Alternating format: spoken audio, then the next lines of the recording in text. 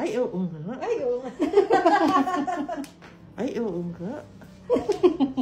Ano masasabi mo? Tagal ko nagtiis na walang kilay. Kasi naman, akala ko naman masakit eh. Alam mo, Ayaw na pumasok na sa loob.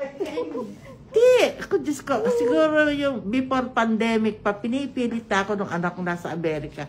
Mami, magpakilay ka eh. Hindi ba no, hindi naman ganito. Opo. Yung kung hindi yung tattoo, microblading pa. Opo. Ako hindi kakamasakit yun. Mm. Eh ngayon, mami, hindi na masakit. Teka, sabi niya no. Diba? Takot na takot ka pa. Ayaw ka pang pumasok. Sabi ko, pag masakit yun, ibabalik mo yung binayan ko. Ay, ngayon, ibabalik mo ba? Hindi.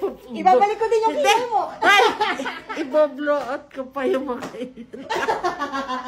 O mag-blow out ka na. Gusto mo. O, pipicturean mo na kita, tita, ha? Okay. Sige, sige.